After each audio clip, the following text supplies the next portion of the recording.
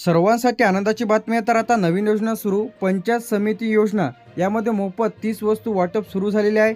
यामध्ये पेटी असेल, भांडी असेल, याचप्रमाणे पिठाची गिरणी असेल, सिलाई मशीन, सायकल. तर यामध्ये पूर्ण अर्ज कसा करायचा आहे, कागदपत्र कोणत्या लागतील, अर्ज प्रक्रिया, कोण पात्र आहेत. आजची सर्वात मोठी आनंदाची बातमी, पंचायत समिती योजना सुरू झालेली आहे. तर मोफत 30 वस्तू वाटप आजपासून प्रक्रिया सुरू झालेली आहे. जर तुम्हाला अर्ज करायचा असेल तर हा व्हिडिओ तुम्ही शेवटपर्यंत बघा. आता ग्रामीण भागातील नागरिक आनंदाची बातमी, पंचायत समिती योजनेअंतर्गत मोफत 30 वस्तूचा वाटप इथं करण्यात आलेला आहे. आता यामध्ये पंचायत समितीमध्ये जे काही वस्तूंची यादी आपण इथे पाहणार आहे, यामध्ये मिळणार आहे जे काही जिल्ह्यांमध्ये अनुदाना स्वरूपात तुम्हाला इथं दिल्या जाते. यामध्ये स्कूटर असेल, दुचाकी असेल, सायकल असेल. तर आता यांसाठी विविध योजना इथं सुरू करण्यात आलेल्या आहे. असं नाही की सर्वच योजना याच पंचायत समिती योजनेअंतर्गतच तुम्हाला मिळेल असं नाही. यामध्ये सायकलसाठी, बांधकाम कामगारांसाठी अनुदान दिले जाते, शिलाई मशीनसाठी विश्वकर्मा योजना, मोबाईल फोन, याचप्रमाणे संगणकसाठी महात्मा ज्योतिबा फुले योजना. यानंतर प्रिंटर असेल तर हे दिव्यांगांसाठी आहे. फ्रीज असेल, मिक्सर ग्राइंडर असेल, पिठाची गिरणी, महिलांसाठी, लघुउद्योग, घरगुती व्यवसाय सुरू करण्यासाठी, आर ओ फिल्टर म्हणजे वॉटर फिल्टर जे की यामध्ये 18 लिटरवालं जे की बांधकाम कामगारांना ते देण्यात येते. आता विविध वस्तूंसाठी विविध योजना इथं आहे. असं नाही की पंचायत समिती योजनेच्या अंतर्गतच तुम्हाला इथं मिळेल. आता यामध्ये जे काही आपण वस्तू बघितलेल्या आहे, यामध्ये काही वस्तूंमध्ये तुम्हाला अनुदान दिले जाते. आता सायकल असेल, शिलाई मशीन असेल, मोबाईल फोन असेल, संगणक, प्रिंटर, फ्रीज, मिक्सर ग्राइंडर, पिठाची गिरणी, आर ओ फिल्टर. यानंतर येते आपलं स्टील भांडी सेट. यामध्ये 30 भांड्याचा संच तुम्हाला इथं दिला जातो. यामध्ये LED TV असेल, इन्व्हर्टर असेल, सोलरवरचे दिवे असेल, पलंग, खुर्ची संच, टूल किट, दूध व्यवसाय साहित्य, शेळीपालन साहित्य, कुक्कुटपालन साहित्य, शेती अवजारे, कृषी उपकरणे. आता यांसाठी जे काही योजना आहे, यामध्ये कृषी योजनेसाठी महा-DBT योजनेच्या अंतर्गत कृषी अवजारे सुद्धासाठी महा-DBT आणि कुक्कुटपालन, शेळीपालनसाठी विविध योजना इथं सुरू करण्यात आलेल्या आहे. त्याचप्रमाणे टूल किटसाठी बांधकाम कामगार योजना.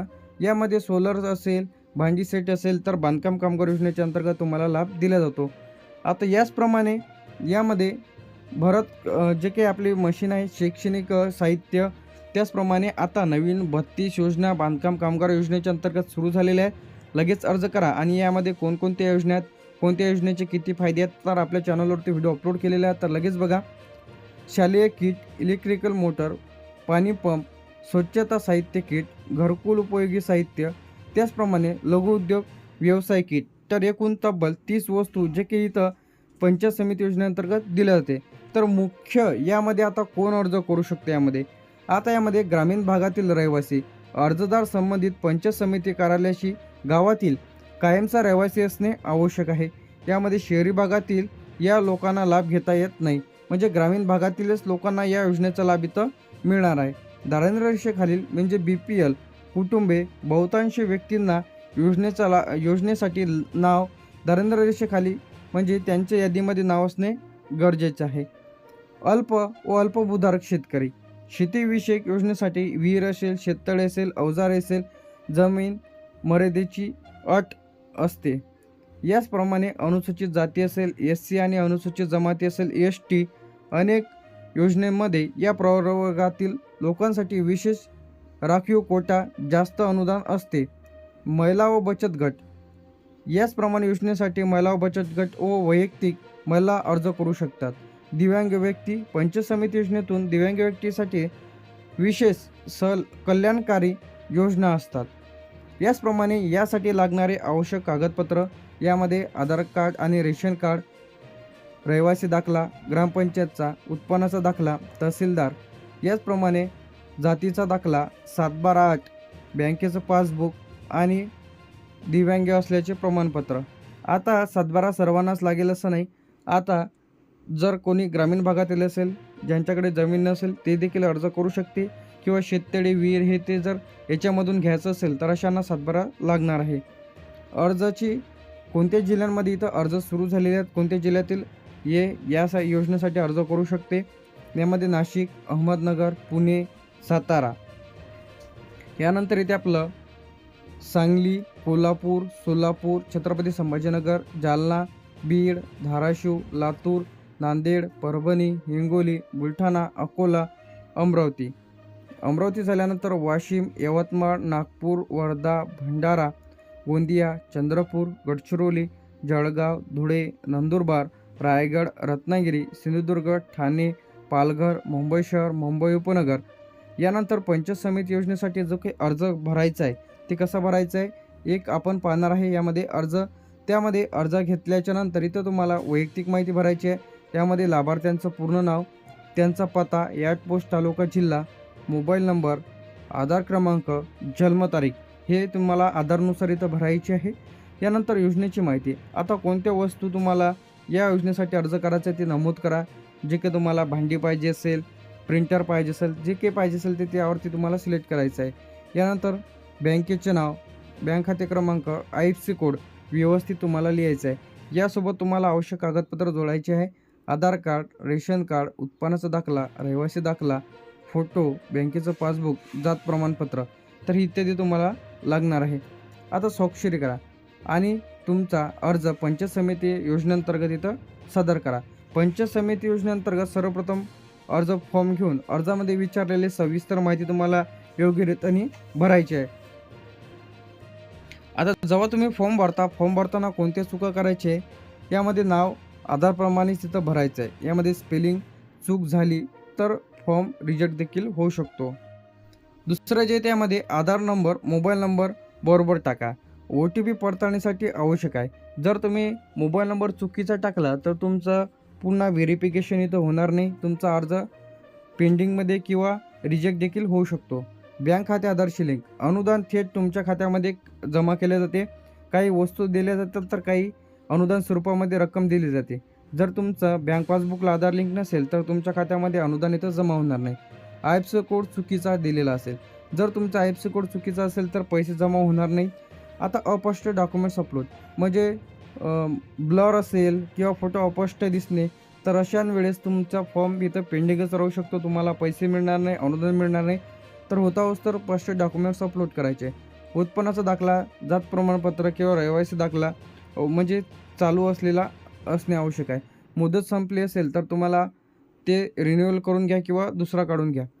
एकाच योजनेसाठी अनेक अर्ज भरू नका. म्हणजे तुम्ही आता फॉर एक्झाम्पल तुम्हाला प्रिंटरसाठी तुम्ही अर्ज केलेला आहे, भांडीसाठी जरी अर्ज केलेला आहे, पेटीसाठी अर्ज केलेला आहे, शिलाई मशीनसाठी अर्ज केलेला आहे तर एकचदा सर्वांना अर्ज करू नका. एक योजनेचा लाभ घ्या. जर तुम्ही सर्वच वस्तूसाठी अर्ज केला तर तुमचा अर्ज बाद म्हणजे तुम्हाला या योजनेचा लाभ मिळणार नाही. आणि आता यामध्ये नाव, खाते क्रमांक, मोबाईल नंबर पुन्हा एकदा तपासा आणि तुमचं ॲप्लिकेशन ID तुमच्याकडे जतन करून ठेवा. पंचायत समिती योजनेअंतर्गत जे काही आता इजिबल आहेत, जे काही अर्जदार पात्र आहेत तर अशा पात्र लाभार्थ्यांना या योजनेचा लाभ दिला जातो. शासकीय नोकरीत असणारे कुटुंबातील व्यक्ती शासकीय, गव्हर्नमेंट किंवा निमशासकीय नोकरीत असेल तर वैयक्तिक लाभार्थ्यांच्या योजनेचा लाभ मिळणार नाही. आयकर टॅक्स भरणारे. जर अर्जदार किंवा त्यांच्या कुटुंबातील कोणी आयकर भरत असेल तर ते अपात्र ठरतात. जास्त उत्पन्न असणारे. बहुतांश योजना या गरीब आणि गरजू लोकांसाठी असतात. त्यामुळे कुटुंबाचे वार्षिक उत्पन्न ठरवून दिल्यात मर्यादेपेक्षा जास्त असेल, उदाहरणार्थ काही 2.5 लाख किंवा 2 लाखाच्या मर्यादा असते तर काहींना लाभ मिळणार नाही. याचप्रमाणे जमीन आणि मालकीची अट. यामध्ये मोठे शेतकरी असेल, मर्यादित शेतकरी असेल तर आता यामध्ये विहीर, शेततळे, ठिबक सिंचन, अल्प किंवा भूधारक शेतकरी असते तर अशा शेतकऱ्यांना 5 एकर किंवा काही योजनेमध्ये 2 हेक्टरपेक्षा जास्त जमीन असेल तर यामध्ये अपात्र ठरू शकतात. 4 चाकी वाहन. जर तुमच्या कुटुंबातील ट्रॅक्टर असेल, व्यावसायिक वाहन असेल, उदाहरणार्थ छोटा हत्ती, त्याचप्रमाणे सोडून इतर वैयक्तिक 4 चाकी गाडी, कार असेल, अनेक कल्याणकारी योजनेतून योजनेचा म्हणजे त्यांना बाद केले जाते. आता पक्के घर असल्यास प्रधानमंत्री आवास योजना किंवा शबरी, रमाई घरकुल योजना यासारख्या योजनेचा लाभ मिळत नाही. तर याआधी स्वतःकडे पक्के सिमेंटचे घर आहे. आता रहिवासी आणि भौगोलिक अट. ग्रामीण भागातील किंवा शहरी भागातील आता जे काही नागरिक आहे आता यामध्ये ग्रामीण भागातीलच नागरिक यासाठी अर्ज करू शकतात, जे की पात्र शेतकरी आहेत आणि जे की पात्र गरीब कुटुंबातील नागरिक आहेत, तर असे यासाठी अर्ज करू शकता. आता यामध्ये तुम्हाला जे काही सांगितल्याप्रमाणे आता यामध्ये लागणारे जे काही डॉक्युमेंट्स, त्याचप्रमाणे अर्ज करताना कोणत्या गोष्टी करायच्या नाही, म्हणजे कोणत्या चुका करायच्या नाही, जेणेकरून तुमचा फॉर्म इथं रिजेक्ट होणार नाही.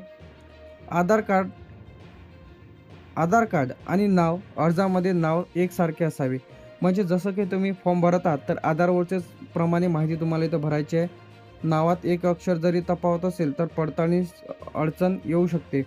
बँक खाते आधारशी लिंक असणे. जर तुमचे बँक खाते बंद असेल किंवा इनॲक्टिव्ह असेल तर त्यांना पैसे जमा होणार नाहीत. मोबाईल नंबर चालू ठेवणे आवश्यक आहे, जेणेकरून OTPद्वारे व्हेरिफिकेशन इथं होईल.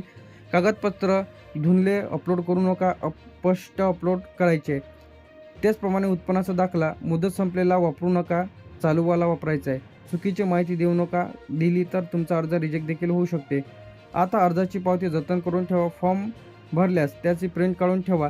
आणि आता हा जो अर्ज आहे, पंचायत समिती योजनेअंतर्गत तुम्ही अर्ज सादर करून या एकूण 30 वस्तूचा लाभ घेऊ शकता. आता असं नाही की सर्व जिल्ह्यात योजना इथं सुरू झालेल्या आहे, काही जिल्ह्यांमध्ये सुरू झालेल्या आहे. तर मी सांगितल्याप्रमाणे वेगवेगळ्या योजनेद्वारे तुम्हाला योजनेचा लाभ दिला जातो. तर आता हे जे एकूण 30 वस्तू जे आहे इथं आता तुम्हाला पंचायत समिती योजनेअंतर्गत इथं देण्यात येत आहे. तर आजच अर्ज करा. आता या जिल्ह्यांमध्ये जे की अर्ज सुरू झालेले आहेत, तर काही जिल्ह्यांमध्ये अर्ज सुरू व्हायचे राहिलेले आहेत. वेगवेगळ्या योजनेद्वारे तुम्हाला योजनेचा लाभ दिला जातो, तर लगेच लाभ